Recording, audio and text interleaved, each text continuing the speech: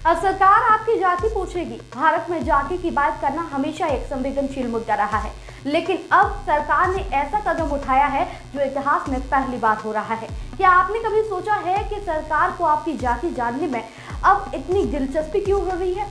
जाति का डेटा सरकार को क्यों चाहिए और ये आपके जीवन को कैसे बदल सकता है? चलिए आज इस वीडियो में इसी मुद्दे पर बात होगी। भारत की अगली राष्ट्रीय जनगणना 1 मार्च 2027 से शुरू होगी, लेकिन इस बार ये जनगणना पहले से अलग होगी क्योंकि ये भारत की पहली जाति आधारित और डिजिटल जनगणना होगी। सरकार ने पुष्टि की है कि 1 मार्च 2027 से भारत की अगली जनगणना शुरू की जाएगी और ये खास बात है कि ये जनगणना पूरी तरह से डिजिटल होगी। मतलब डेटा अब मोबाइल ऐप और ऑनलाइन पोर्टल से जुटाया जाएगा। लेकिन इस बार सिर्फ नाम, उम्र, लिंग या फिर धर्म नहीं पूछा जाएगा, बल्कि आपकी जाति भी रिकॉर्ड की जाएगी।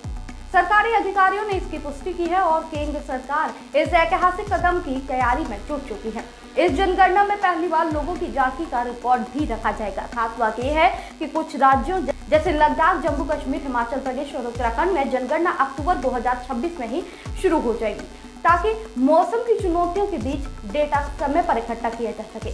2027 की जनगणना पूरी तरह डिजिटल होगी। इसके लिए सरकार ने एक मोबाइल ऐप और सेंसस पोर्टल पहले ही तैयार कर लिया। ये ऐप फील्ड एजेंट्स को डेटा कलेक्शन में मदद करेगा। इसके अलावा पूरे प्रोसेस की मॉनिटरिंग ऑनलाइन ही होगी। दोस्तों, ये न सिर्फ समय बचाएगा बल्कि डेटा की सटीकता को भी बढ़ाएगा। अब सवाल ये उठता है कि जाति पूछने की जरूरत आखिर सरकार को क्यों पड़ी? सरकार का तर्क है कि इससे पॉलिसी मार्केटिंग में पारदर्शिता आएगी, जैसा कि किन जातियों की शिक्षा या फिर नौकरियों में ज्यादा सपोर्ट की जरूरत है। लेकिन दूसरी तरफ कुछ विशेषज्ञों का कहना है कि जातिगत आंकड़े राजनीति का नया हथियार बन सकते हैं, जैसे कि वोट बैंक को मजबूत करने के लिए जातियों की संख्या का इस्तेमाल। क्या ये डेटा कभी लीक हो सकता है? क्या इसका गलत इस्तेमाल भी होगा? तो इन सवालों का जवाब फिलहाल किसी के पास नहीं। दोस्तों, जातिगत जनगणना का असर सिर्फ सामाजिक नहीं, राजनीतिक भी होगा। 2024 और 2029 के चुनाव के बीच ये जनगणना होगी। इसका मतलब जाति के आंकड़े राजनीतिक दलों के लिए सोने की खान हो सकते हैं।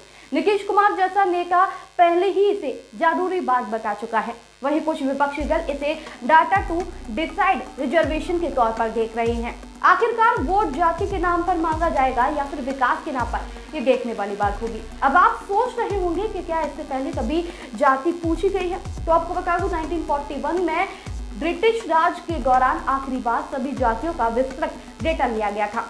उसके बाद साल 2011 में सोशियो इकोनॉमिक्स कास्ट सेंसस नाम से एक अलग डाटा लिया गया, जिसमें वो जनगणना नहीं मानी गई और उसका डेटा आज तक सार्वजनिक नहीं किया गया। तो 2027 की जनगणना पहली बार होगी जब स्वतंत्र भारत में जाति आधारित आंकड़े आधिकारिक रूप से एकत्रित किए जाएंगे। जातिगत डेटा एक दोहरी तलवार है। इसका सही इस्तेमाल समाज को न्याय की तरफ ले जा सकता है और गलत इस्तेमाल समाज को और ज्यादा बांट सकता है। आपकी क्या राय है? क्या जाति आधारित जनगणना होनी चाहिए या नहीं? क्या आप जातिगत जनगणना के पक्ष में हैं या फिर विरोध में? नीचे कमेंट में अपनी राय जरूर करें। वीडियो अच्छा लगा हो तो लाइक कीजिए और सब्सक्राइब करके जुड़े रहिए जन टीवी भारतवर्ष के साथ। नमस्कार।